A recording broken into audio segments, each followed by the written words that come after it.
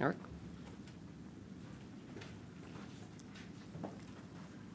All right, thanks very much. I'm Eric Brynjolfsson. This is a paper with Chad Syverson and Daniel Rock. Thanks very much to the organizers for asking us to think about this very interesting intellectual question, also I think empirical question. They asked us to look at the measurement and how we see the AI revolution in the data. And the short answer is we don't. So there has not been a productivity revolution. There's not been soaring GDP. But if you dive in a little more deeply, you see that part of the answer, we think the biggest part of the answer is what Scott and Rebecca and Ian already did, and Manuel before that. The fact that if you think of AI as a GPT, especially machine learning, then we wouldn't necessarily expect it to show up in the productivity statistics. In fact, as we'll show analytically, you can think a better way to think about it is it's a contribution to intangible capital, most of which is not measured in the statistics. And as a consequence, not only won't it show up, but it'll often have the wrong sign. We could have a negative effect on productivity as measured, even if the actual amount of intangible capital and these complementary innovations are growing beneath the surface. And the lags can be quite long and quite significant, not just months or years, but as we'll show, decades. So that we're going to show you some evidence of that. Now, if you're in this room, you probably think that AI is doing wonderful things. We've already heard about the amazing things. But this maybe is the first NBER conference on this topic. But you probably also know there have been, hundreds of NBER conferences about the measurement slowdown. And my good friend Bob Gordon has really been out in front on this, but a number of other people, Chad and others, have talked about how, yeah, there's these cool things happening with Facebook and so forth, but they really don't measure up to indoor plumbing. I mean, those are the big inventions of the past.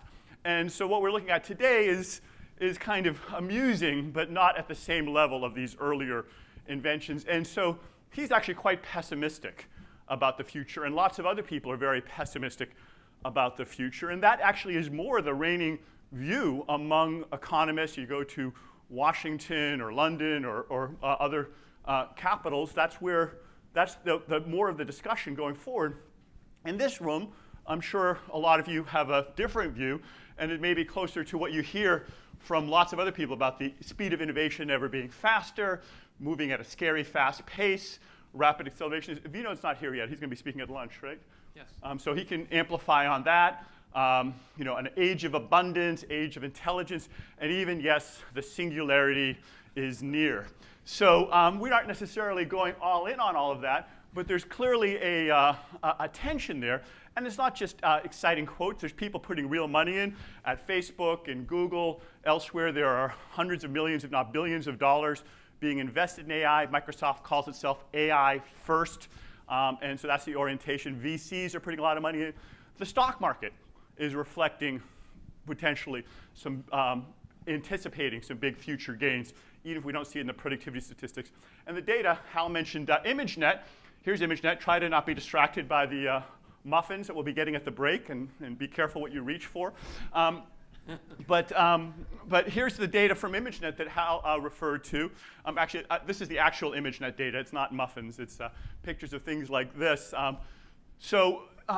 As recently as 2010, there was about a 30% error rate by machines on that. They weren't real good at labeling it. Then you can see this acceleration. That's where deep learning and neural nets started kicking in, some of the techniques that Jan and others helped pioneer in that. And it crosses this threshold here. The yellow line is about how well humans do on the same day. So humans are not perfect.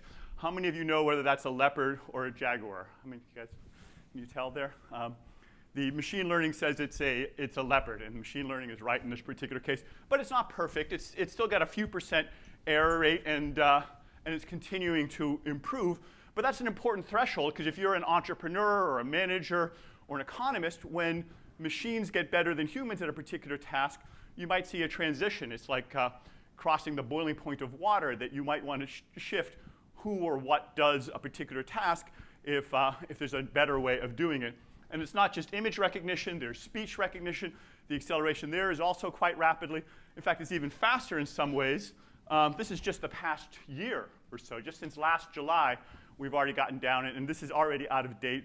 Maybe Hal can say if it's below 4.9%. I'm sure it is by now. So But it's still not perfect. Any of you who've used Alexa or Google Home or Siri, you know that it's still a little kludgy, but hopefully you'll get at least 95% of the words that we're all talking about here in this conference today. And this has some practical applications to things like helping to diagnose and cure cancer. Daphne Kohler has shown that it can be better than human pathologists. Sebastian Thrun had a paper just came out in Nature about comparing a machine learning algorithm to human dermatologists, and it did about as well or better. So it's another, you can use it for face recognition, but you can also use it to recognize different kinds of cancer. So there's some impressive improvements in all of these different dimensions. And there's been a flood of research being pulled into that. So there's evidence that a lot of people are betting their careers that this is important. So let me turn it over to Chad here. Thanks. We'll be giving the paper as a trialogue because the paper is a trialogue among our previous research, which I think there's real value added of putting it together. So in contrast to the optimism about technology is the existing disappointing empirical reality. So we're over a decade into a productivity growth slowdown in the US. Just to give you some numbers, productivity growth, labor productivity growth has fallen by more than half relative to its 95 to 2004 average since that time. It's not strictly confined to the US, and in fact, of the 30 countries that the OECD collects data for, 29 of them have experienced a productivity growth slowdown over the same period. And it's spreading beyond just the developed economies as well. Since the Great Recession, emerging economies have, on average, seen a substantial productivity growth slowdown as well. So these are highly smooth time series from the Conference Board, but they give you an idea of sort of the size and the breadth of the slowdown in measured productivity growth since the midpoint of the last decade. So that's, while all this great stuff is going on technology-wise, we don't see it in the productivity statistics. So we live in sort of a new age of paradox, this contrast, and the three of us came up with four possible explanations for this contrast.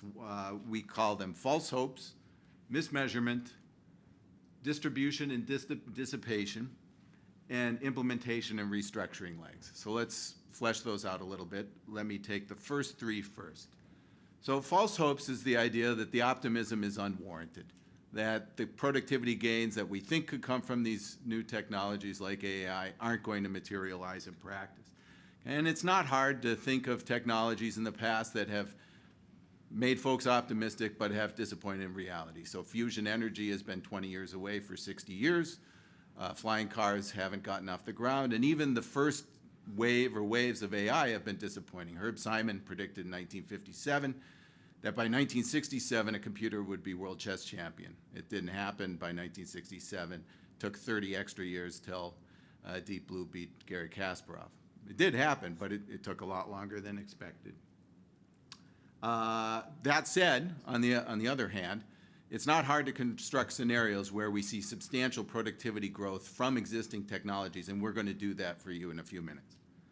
The mismeasurement story, certainly there's a reasonable prima facie case that we're going to miss some of the benefits, some of the outputs coming from these new technologies.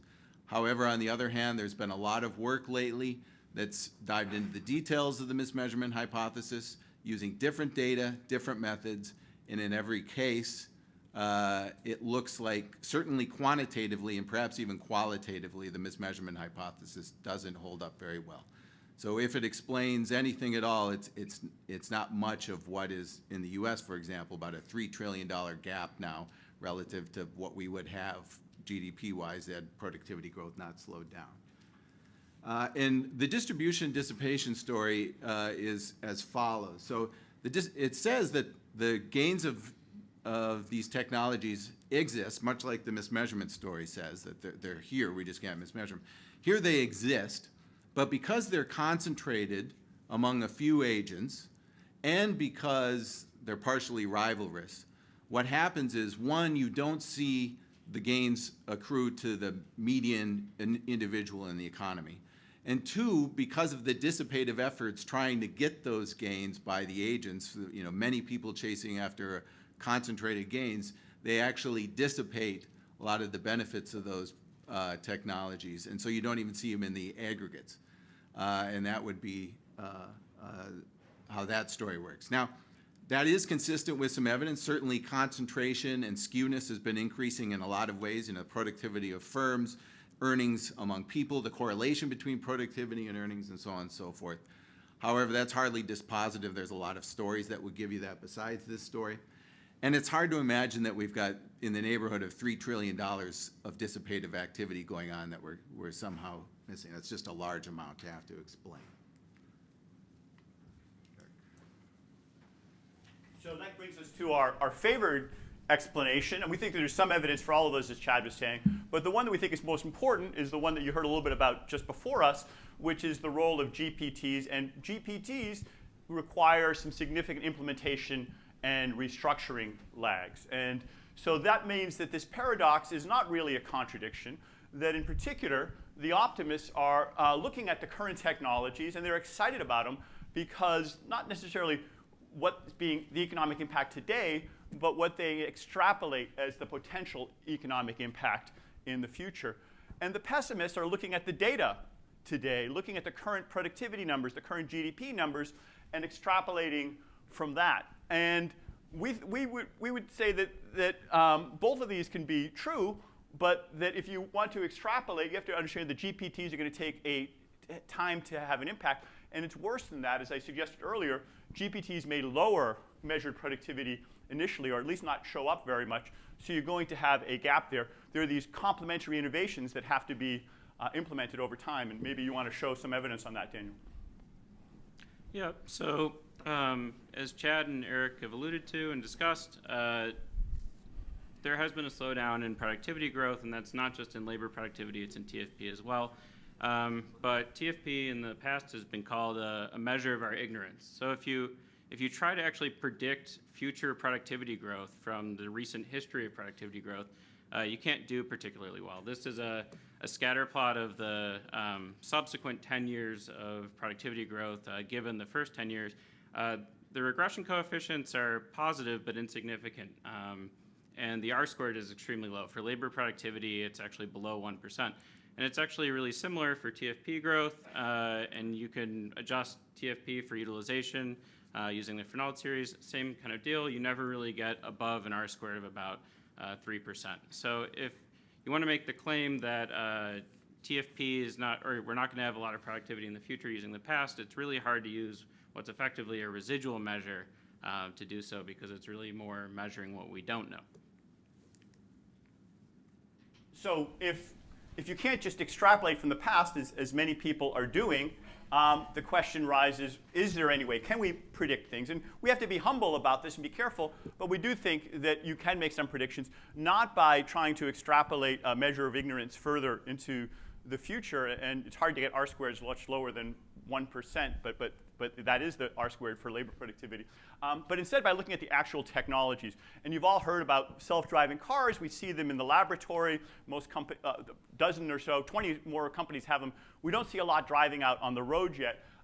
We see technologies for voice recognition, and you can imagine them affecting things like call centers. So in the paper, we work through some simple examples like these, and I'll give you a preview of a couple of them a little bit. Let's take the case of call centers. There are a couple million people working in big call centers, actually more in some of the smaller ones. There's not real data on the total number, but it's at least 2.2 million. Talk to leading people, Fei Li and others, and Daniela Roos, they feel like the advances in voice recognition could automate a lot of the basic routine calls that come in, the most common types of calls, and you might have a drop to about 1 million people doing those kinds of tasks. Maybe there'd be more call centers that would push in the other direction, more calls coming in. That by itself would lead to about a 1% increase in productivity. Spread it over 10 years, it's about additional 0.1%.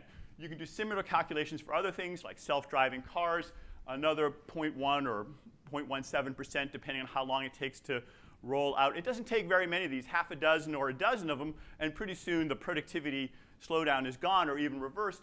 And there are, in fact, dozens of potential industries and applications where you can do similar kinds of analyses. And this is even before you think about the complementary innovations. This is just from the direct labor substitution immediately. More importantly, we got to think about this GPT component aspect of it. As Manuel and Tim described, there are 3 characteristics that make for a GPT. It needs to be pervasive, able to be improved over time, and able to spawn complementary innovations. And we think AI checks all those boxes quite well, arguably as well or better than any other technology before. Quite pervasive, as Ajay, Joshua, and Avi have described, these prediction tasks occur in lots and lots of different industries. And you really got to think about prediction broadly to include diagnosis, classification, labeling. There's not many industries that aren't affected, if any, by that. Can it be improved over time? Well, that's actually the essence of machine learning. It's all about improving over time, and we showed you some of the graphs of it being improved over time. And the nice thing about it, and if we get into this in the paper a little bit more, is that it can improve itself over time even if we don't understand how it's doing. Polanyi's paradox is this idea that we all know more than we can tell, but machines, and that's always been a constraint on us telling machines what to do, programming machines. We have to codify our own knowledge. Machine learning goes beyond that. We don't have to understand the steps for recognizing a face. A machine can figure out the function that maps a set of inputs to a set of outputs on its own, even if we humans don't understand that function ourselves. So this opens up a big door to improved learning over time. And most importantly, there's this ability to spawn complementary innovations. When you have a machine that can recognize objects, that can see, that opens up so many new possibilities. When you have one that can understand speech and speak, that opens up a lot of possibilities. These are building blocks of combinatorial innovation, and entrepreneurs will be thinking about how we can combine these in new ways, some of which I and all of us in this room probably can't imagine, that will add on to those innovations over time. So this is a very general purpose technology. Demis Hassabis put it particularly aggressively. He says the mission of his company, Google DeepMind, is modestly to solve intelligence and then use it to solve all the other problems in the world. So I don't know whether he's going to achieve that in his lifetime, but that is a goal. And to the extent that you are able to solve intelligence, or at least make progress on it, it does open up a lot of different things. It's hard to think of a more general purpose technology than being able to solve intelligence. So if it's so great, why do we see a slowdown? Well, there are 2 main things. One is that it takes time to accumulate the stock, and the other one is these complementary innovations need to be invented and solved. And this can take years or decades. So I think Chad's going to pick it up here. So let me just flesh those out a little bit. So if you look first at the accumulation point, let's look at the history here. So when Solow declared his now eponymous paradox, it was only just at that point that computers had actually reached their sort of long-run level of 5% of private equipment capital in the economy. It took 25 years for that stock to be built up before it could be seen everywhere except in the productivity statistics.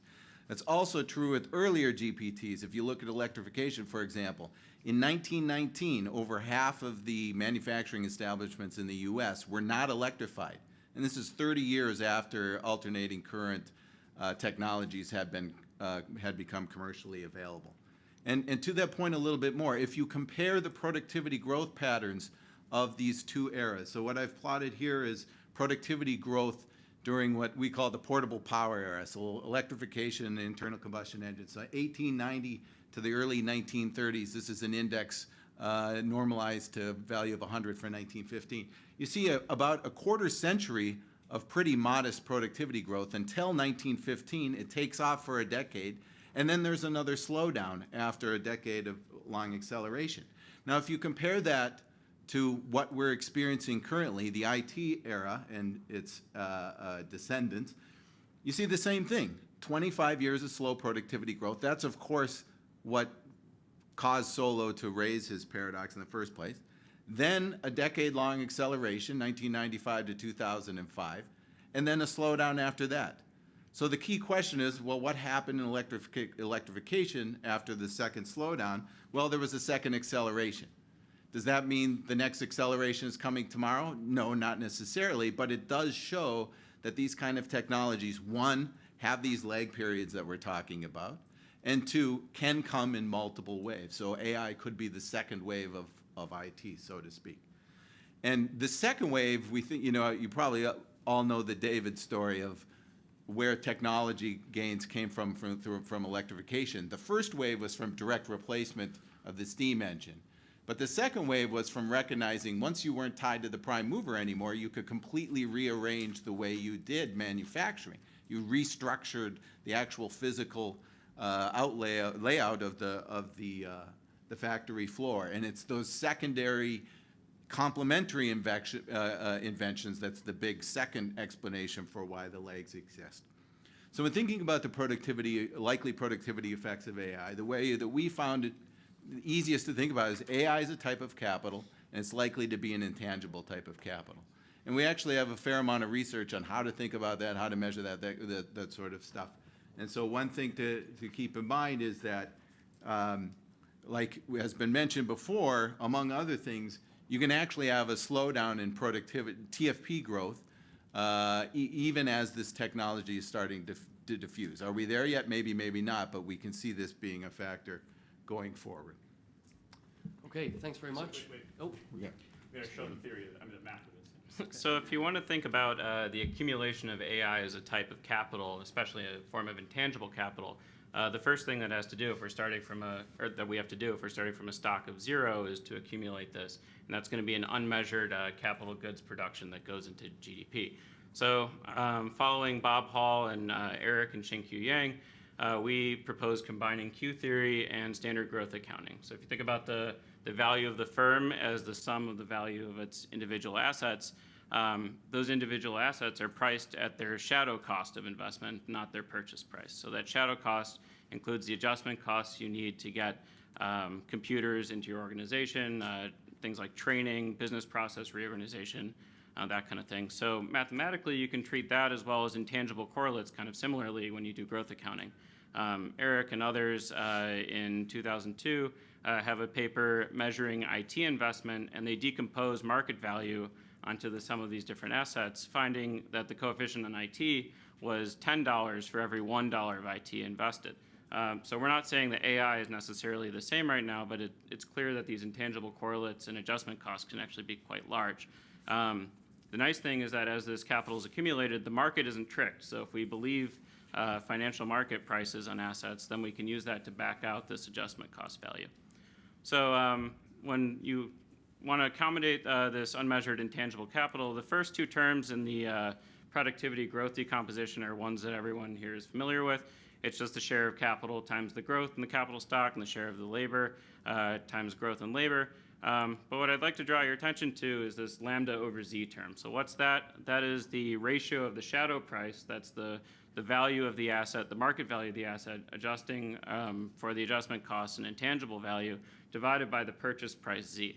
And this is going to create a multiplier that you'll see, since the sign is negative, that actually drives down TFP when we might be devoting resources properly to developing these capital goods.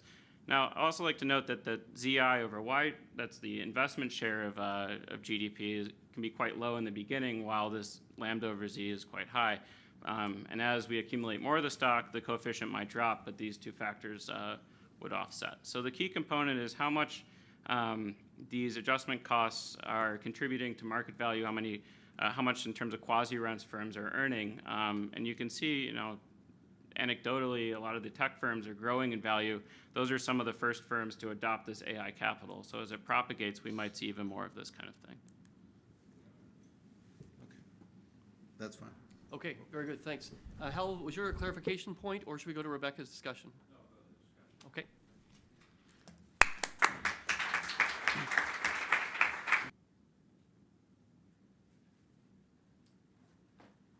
Okay. Good morning. Isn't this an amazing conference? You look at the lineup and you think one of the most interesting problems we face today with some of the most interesting and exciting economists in the world. It's like, way cool, I'm coming to Toronto. Okay, so let me talk about this paper. Let me begin by briefly sort of summarizing the core ideas. One, can AI bend the curve on productivity? The authors think definitely yes. That's really going to happen. We mean it. It's going to be big. Because it's a GPT, and really a profoundly important GPT, but that may take a while, and there will be measurement issues along the way.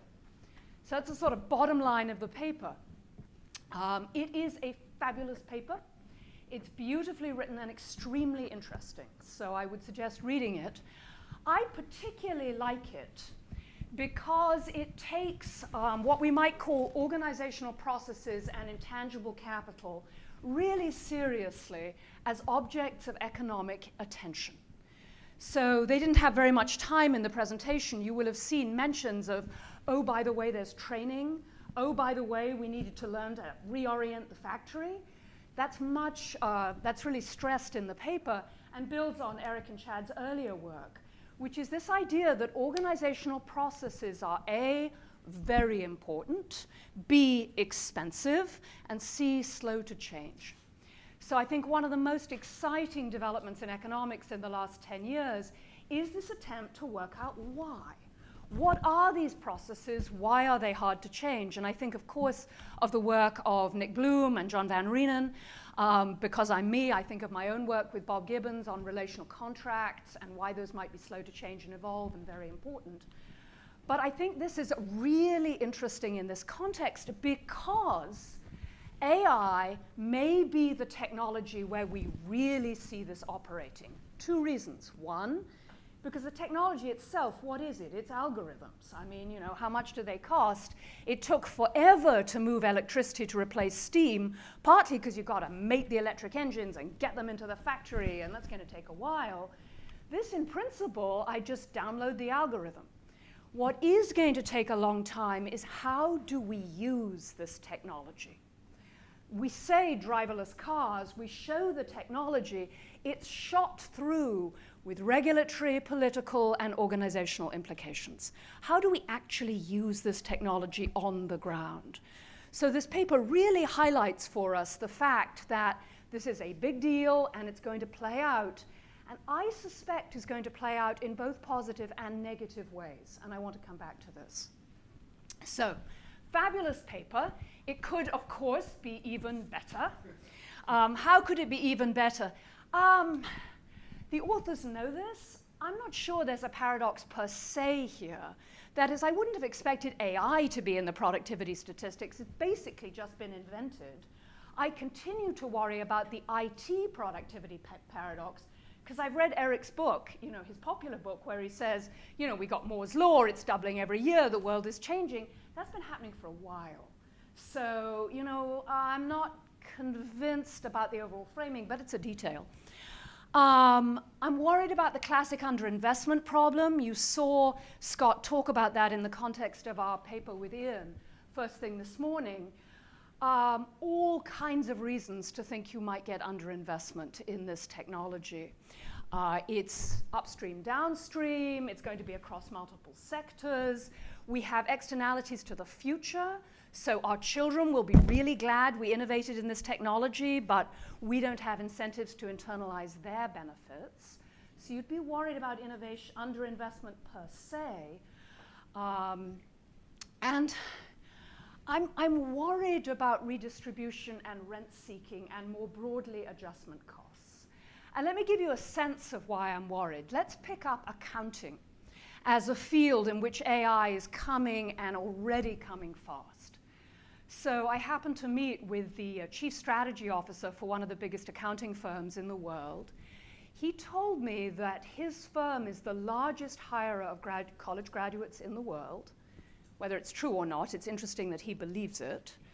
Secondly, that they are planning to reduce the number they currently hire from, let's call it, of a mean of 100 to 25 over the next 4 to 5 years. So they are actively planning in their hiring to dramatically cut back how many people they hire. This presumably will be because they bring in AI into accounting, and it will dramatically increase the productivity of accounting services, which is cool. As someone who sits on an audit committee of a Fortune 200 company, I can tell you the audit firms do not plan to increase their prices. So they're not going to charge more. They're actively delivering more amazing accounting stuff for the same amount of money. So maybe it will be in the accounting firm's market value, but maybe it won't. So it's not really redistribution or rent seeking, but that's a straight measurement problem, problem one. Here's my problem two. How do we feel about those 75,000 people who are not being hired, or whatever it is? And how do we feel about what's going to happen inside the accounting firm as we say AI changes everything, get with the program, get moving, and a lot of people get fired, and a lot of people get rearranged, and a lot of people get pushed. So I think the data we have that incumbent firms are not good at adjusting is really quite strong. The authors mention a bunch of it in the paper, so we can expect a very significant amount of organizational inertia, both from cognitive reframing, from agency problems inside the firm, but also, and again, this is my thing, because of the destruction of trust inside the organization, potentially. And so if it becomes very difficult to build and rebuild the relational contracts that will let us implement this technology inside the firm, first problem. Second problem, how about the overall level of social capital and trust in our economy as a whole? You'd love to reinvent driving. We're not so up for it. What will that do to the diffusion of this technology? And I think we need to take these possibilities seriously. As you can tell from our first paper, the one with Ian and Scott, we're completely with the, wow, this could change the world and free up productive energy and get us all away from doing this day-to-day stuff. The trouble is these adjustment costs, which economists have for so long said, oh, yes, yes, there will be adjustment costs. We see in our politics that adjustment costs have very real economic and social implications, right? Now, I know this will be a theme right through the conference, but I wanted to put it on the table now because I think it dramatically and immediately affects how we think about the likely implications of these technologies in the short term. So, last question. I'd love to know more about the research questions. I thought this conference was about setting the research agenda, and I would apply that question both to the first and second papers. We've got to do more on that too. But what are the research questions here? And I think they come screaming out at us.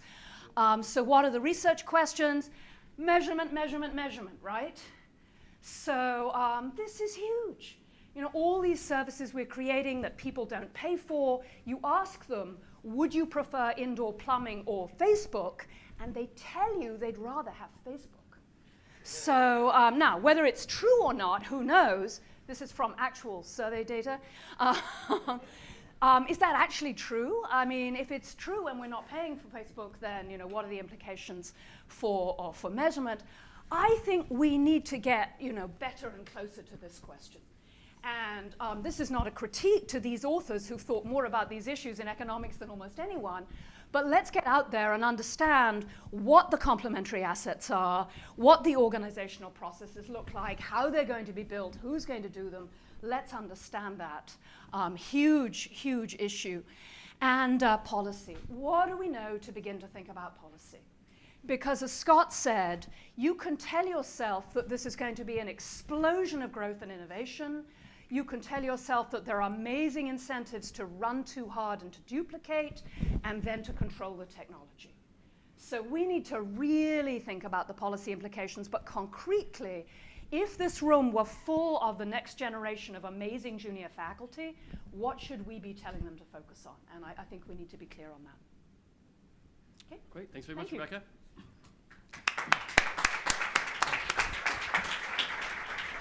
Okay, Hal, and then Joel, and then Susan.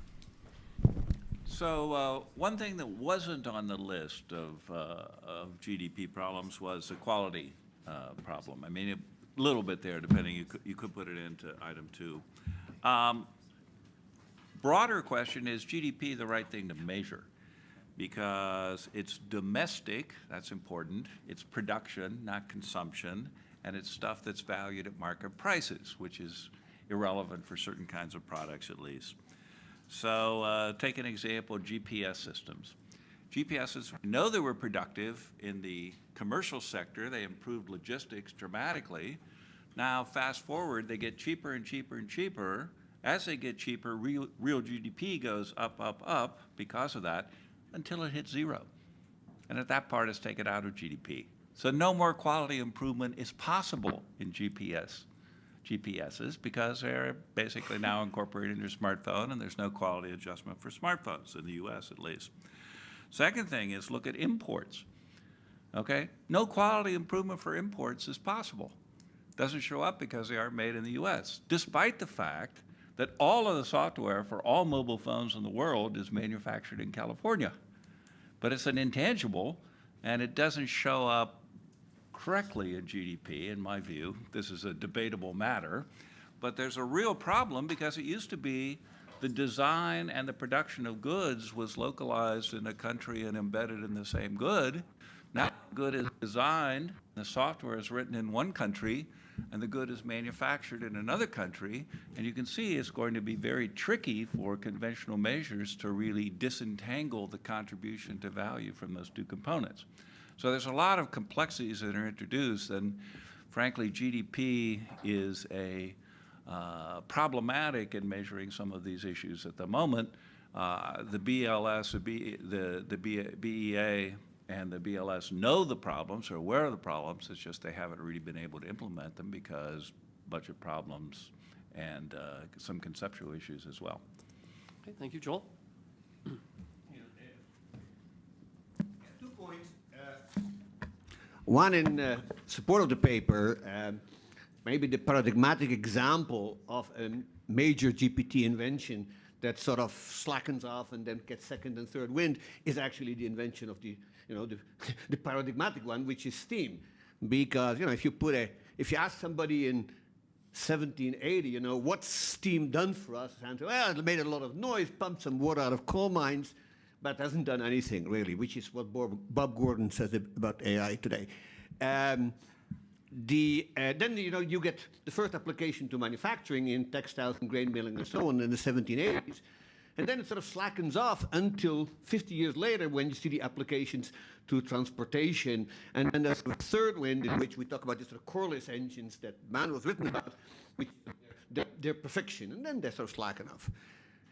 That said, I must say I'm with Hal on the issue of productivity and GDP and it. I spent my first hour in my graduate economic history class at Northwestern explaining in great detail to the students why there's sort of 3 different concepts. One is sort of economic growth and productivity growth, which is basically just its offshoot. The second is innovation and technological change. And the third is increases in consumer surplus and human welfare. And as far as the latter is concerned, the issue is not, I think, of mismeasurement, it's of unmeasurement, which is basically what Hal is saying. And so let me give you the example that I like to give to my students and see if this is any help. Let's take the sort of rather real possibility of driverless cars, okay? And ask yourself, let's suppose we have driverless trucks. Now, driverless trucks will be like pilotless planes. That is to say, the truck will drive itself, but in all likelihood, somebody will be sitting in that cabin, but instead of sort of sitting there 10 hours, 100% concentrated on the road, he's sitting in the cabin, doing his email, reading a novel, probably not Marcel Proust, but something else, but, by and large, relaxing, and then when something unexpected happens, he jumps into attention, he's there. Now, I would think of that as an improvement in human welfare, but it ain't measured anywhere. And it's things like that that multiply themselves over and over and over again. Think of the huge amount of consumer surplus that we've gotten from online shopping. If anybody likes going to a shoe store, they still have the option. If somebody like me hates them and buys his shoes online, there is a consumer surplus that's not embodied in the price of the shoes. And we all can find examples like that. It's there where I think the big push should be. Now, Bob Gordon's answer to, and I've raised this point with him many times, basically is, yeah, but we had this in the past as well. And the measurement, and that's sort of, to Rebecca's point, the issue is, can we actually make progress in the measurement of the kind of improvements in consumer surplus in all its dimensions that are the result of AI and IT improvements? And I think that's where we should go. Okay, thanks. There's a lot of hands up, so we'll move quickly. Susan and then Larry. Yeah, so first of all, I think the consumer surplus point is obviously an important one, and especially in the context of all of the personalization and speed that we have. It's really quite difficult to figure this stuff out, and even say like Amazon keeps discovering that, oh my God, like who knew that people really valued it that much to get the thing in 3 hours, and they're gonna buy so much more when they can get stuff the same day. So I think we're still people are still discovering their preferences. A kind of depressing thought, though, is that some of the consumer surplus could be not really make people happy if we are in a world where part of happiness is really about things relative to expectations or relative to peers. And so you might think, well, maybe we should just be measuring happiness and then we could capture all of that, but there's some challenges with that too. On the productivity side, certainly the firms that I work with that are, say, moving to the cloud are anticipating, in a couple of years, like really massive improvements in productivity. But if you think about the process of moving to the cloud, you start doing a lot more stuff with software, so you're building a lot more software, you're building it faster in the cloud, and then you take your old people and they're just basically transitioning all your old stuff to the new stuff, so you haven't fired them yet, but like when you look at your forecast 3 years from now, you're going to take a whole bunch of people and fire them and shut down like whole units, and the same applies to call centers and so on. And so I think both for the people who are optimistic that job destruction isn't going to be sudden, as well as people who don't really believe the productivity is there, I do think it's going to arrive, but in a very lumpy fashion, sort of industry by industry and firm by firm. Thank you. Larry?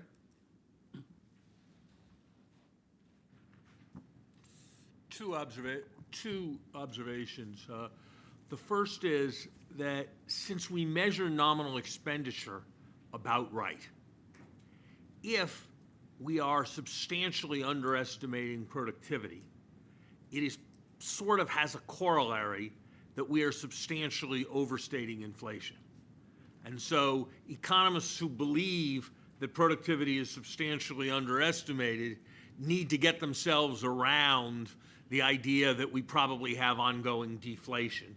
And that has a consequence for a different set of economic issues. And I'm sure we underestimate productivity substantially. I'm somewhat agnostic on the question of whether we're doing it by more than we used to.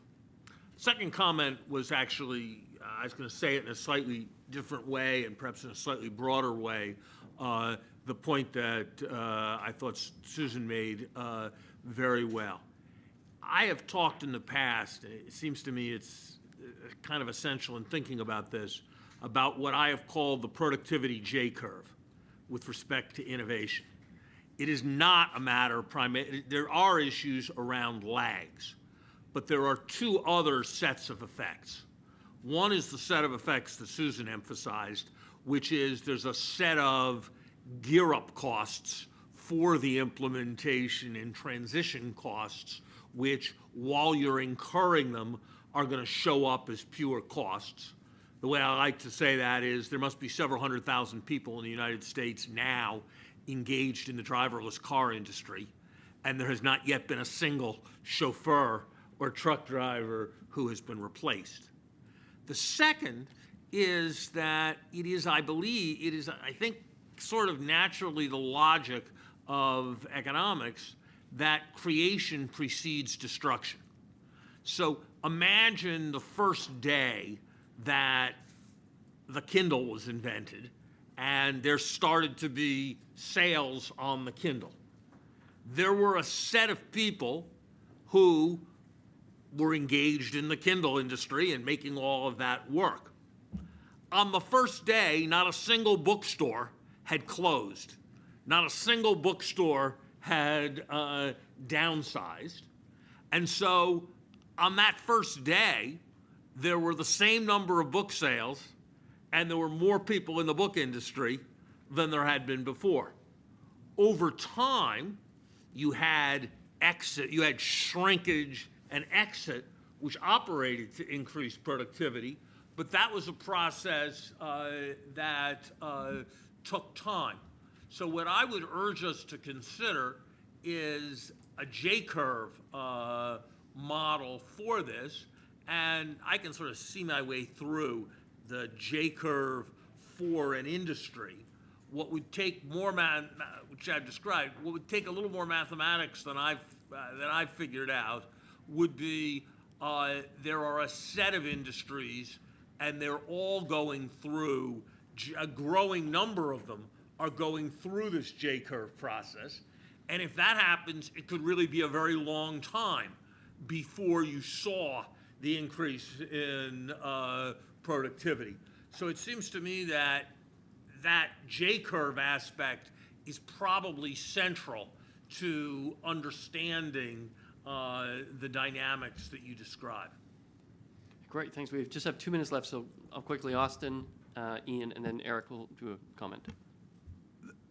I started with what I think is just a minor comment on one part of the paper/presentation, but it has a broader implication, which is, I guess I would caution you not to go too far down the line of thinking that says, if AI improved the cars by 0.2% a year, and if we had these improvements to restaurant reservation systems or whatever, that we add those up, those alone will replace the productivity slowdown and will increase the national productivity growth rate by a large amount.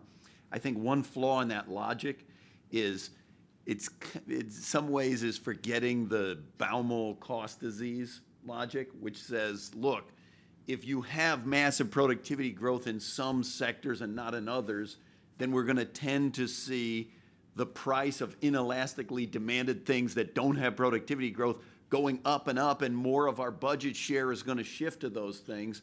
And I kind of think that that's a deeper point that we should think about AI, that if you don't think AI is really going to improve the quality of the food being prepared in our restaurants, or there are many sectors where it doesn't apply, I think the national productivity implications are not near as big, perhaps, as what the optimists would want. Thank you. Ian?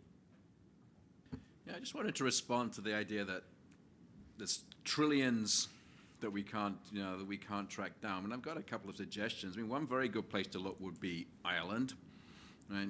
If you look at these platform companies doing these globally dispersed businesses, well, it turns out a lot of the factor returns disappear from U.S. national income accounting and pop up again in Ireland. I mean, I'll just point you to the truly depressing meeting I think some of us here were at in Washington this spring, where a very earnest and hardworking, well-meaning government employee tried to compute a balance of trade in digital services and found that, well, the United States' biggest trading partner in digital services is the UK. That makes sense. The next biggest was the British Virgin Islands, followed by the Cayman Islands, followed by, on and on.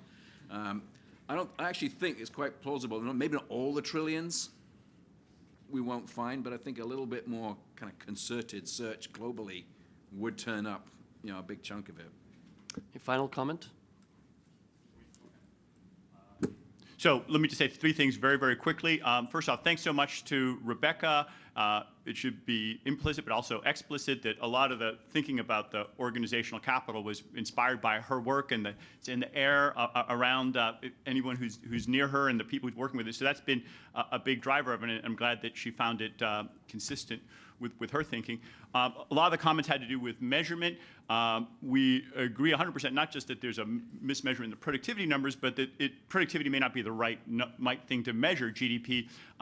There's no one in this room who believes more than I do about that we have to look at other measures of welfare. Productivity and GDP is not a welfare measure. It wasn't designed to be a welfare measure. Simon Kuznets says don't use it that way. So if we want to measure welfare, there's different tools like consumer surplus. The first paper I ever presented at the NBER in the late 80s was about measuring consumer surplus. So certainly there's a lot we can do on that in different ways, time use, and in particular, we're doing a bunch of work with surveys to try to get at consumer surplus measures.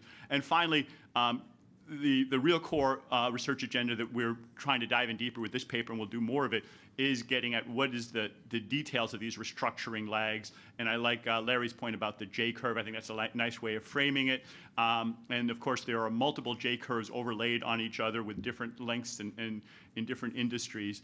And the framework that we only got to flash up there sort of quickly at the end about looking at this as a kind of intangible asset with different lags, we think could be a very productive toolkit for Thank you, Eric. We'll begin again at 11 o'clock sharp with Steve Tadelis and Paul Milgram's paper.